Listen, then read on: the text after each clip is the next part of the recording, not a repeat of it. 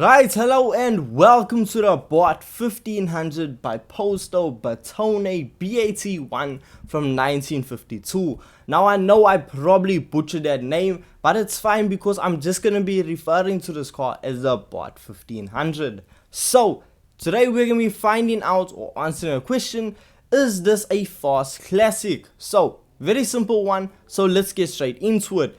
What you get when you pick up this vehicle? So, you get a 1.5 liter inline 4-cylinder engine that produces a staggering 73 brake horsepower. Fed through a 4-speed transmission, the vehicle is front engine rear wheel drive and it comes in at a weight of 870 kgs. So that means this vehicle is going to be capable of traveling up to 167 kilometers per hour bone stock. This is honestly record-breaking stats right here. Okay, if you didn't pick up, that was sarcasm. So, how does that actually feel to be behind the wheel of around a circuit? So, if we take the vehicle around Kyoto Driving Park, well, I'm actually going to shock you right now because this vehicle, with it having little to no power, you can actually chuck this vehicle through some corners because the vehicle's rear end will actually step out every now and then. And honestly, overall, I'll be 100% honest with you here, the car is slow.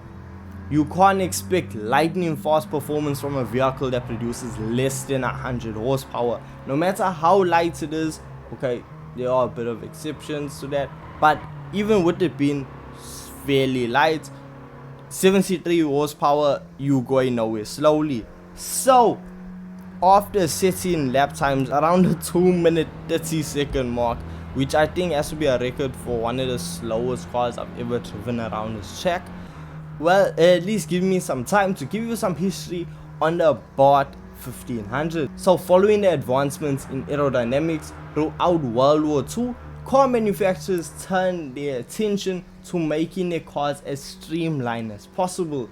So we see that this is one car that really embodied the new ideology, unlike the G-Wagon. So now the car wasn't the fastest thing around, with it being based off a Fiat and having a 1.5 liter engine producing 73 horsepower.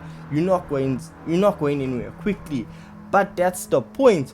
This vehicle wasn't made to go fast, it was made because this car needs to look good. So, people need to see the beauty of this vehicle. So, the front end has the unforgettable triple protruding headlights with the air intakes in between. Yes, this car had double air intakes, pushing in as much air as possible into the 1.5 liter engine. So, look, the vehicle was never meant to go fast, but I want to see how fast can we actually make it in Gran Turismo 7. So, if we leave Kyoto Driving Park and head on over to a tuning shop, well then we are going to be able to add a few upgrades that are going to increase the power level of the Abarth 1500 quite drastically, because we see after fully upgrading the vehicle, the car comes in at 235 brake horsepower and a weight of 748 kgs.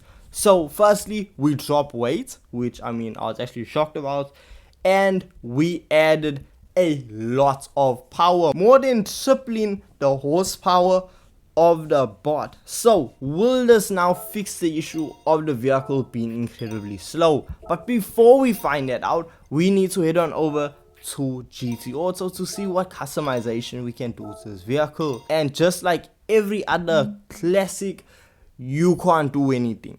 Like when I say anything, there's little to nothing that you can do. So you can change the caliper color if you're interested, but as I said, there's bare bones. So you can change just the color or add a livery if you really want to spice up your Abarth. Now, if we head back on over to Kyoto Driving Park, we are going to notice a massive increase in performance, because previously where we are doing 135 going into the first corner, we are now doing 210.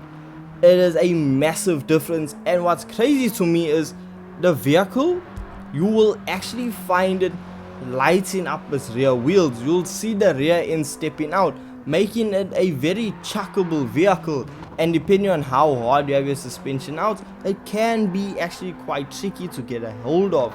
However, the B.A.T 1500 still makes a fantastic time when it comes to experiencing this vehicle.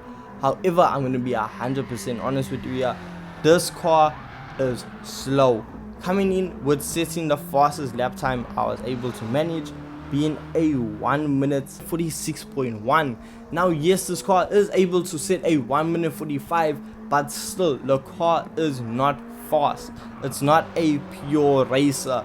Look, it is a massive improvement over standard, but this car is not a car that you're going to be using for races or using in general. So this car is only really going to appeal to the collectors out there, and something to also intrigue the collectors if they weren't interested already in this vehicle. This is actually the only one ever produced. Well, that's according to the Gran Turismo wiki. So this car was originally purchased after it debuted at its first ever show by the Packard Motor Car Company. The car was then hidden for many years. The vehicle was then purchased by Mr. Chris Drake in the UK, who restored the vehicle and then entered it into Pebble Beach Concourse. So from there, after he entered the vehicle actually won the Gran Turismo trophy in 2010, hence why you see the vehicle now being in Gran Turismo.